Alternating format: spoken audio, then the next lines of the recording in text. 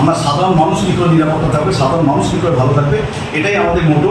এর জন্য আমরা ইলেকশন কমিশনের বলব, রাজনীতির রং লোক আসবে যাবে, প্রবন্ধ রং রাজনীতি রয়েছে, আমরা রাজনীতি কোনো প্রেক্ষাপটে কাউকে কিছু বলবো না।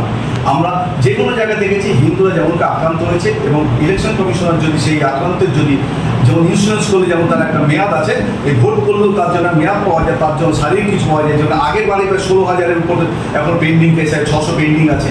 এবছর জন্য সেই পেন্ডিংগুলো তার আগে দেখাতে হবে যে এই ঘটনা ঘটলে, ঘর ছাড়া হলো, মারা গেলে তার জন্য কি বিচার আছে। ভোট হয়ে গেল, প্রশাসন চলে যাবে, সেন্ট্রাল গভর্নমেন্ট থেকে তার দেশ চলে যায় পশ্চিমবঙ্গে, তার জন্য কি নেবে, সেটাই আমাদের প্রধান বক্তব্য। এটাই আমাদের মেন, সাধারণের জন্য আমাদের কাছে এই আছে, এটাই আজকে আমাদের মেন বক্তব্য। আরেকটা ছোট্ট কথা বলছি, আমাদের মাননীয় মোদীজি বলেছিলেন ওয়ান নেশন ওয়ান ইলেকশন, কেন ভুল হয়ে গেল? আমাদের ওয়ান নেশন ওয়ান ইলেকশনে তখনই করা হোক। একটা এই ইলেকশনে হাজার হাজার কোটি টাকা শুধু ক্যান্ডিডেটের নষ্ট হয় তা নয়, এই ইলেকশনে সরকারের টাকাও নষ্ট হয়। ইলেকশনটা আপনারা করছেন, আমাদের খুব বাধ্যবাধকতা, মানে we are bound to elect people, we have no choice, we are selecting people who are having crores of rupees by ill gotten মানি।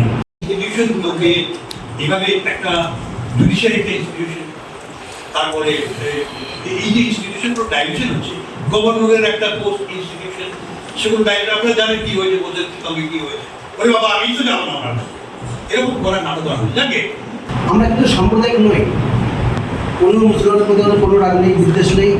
আমরা শুধু এটাই বলতে চাই যে আপনারা আপনাদের জন্মের যে ইতিহাস, আপনাদের বাপ ঠাকুরদের ইতিহাস, সেটা কিন্তু পাওয়া যাবে, কি তারাও কিন্তু এই মুহূর্ত থেকেই ফরওয়ার্ডেড। ভারতবর্ষ ধর্মনিরপেক্ষ দেশ, সেই ধর্মনিরপেক্ষতা দেশে আমরা দেশটাকে ভাগ করে দিলাম বিজাতি তত্ত্বের উপর ভিত্তি করে। তবে ভারতবর্ষ স্বাধীন হল। স্বাধীনতার পর থেকে আজও পর্যন্ত হিন্দুরা সবসময়ের জন্য অবহেলিত।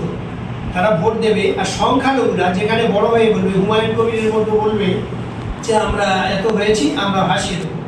আগামী দিনে সেই সরকার নেতাতান্ত্রিক বাদ দিয়ে গণতান্ত্রিক হোক, অথবা সংবিধানে লেখা হোক এটা নেতাতান্ত্রিক গুলি আমরা গণতন্ত্রকে ব্যবহার করে সরকার গঠন করে জনগণকে বিপদে ফেলা।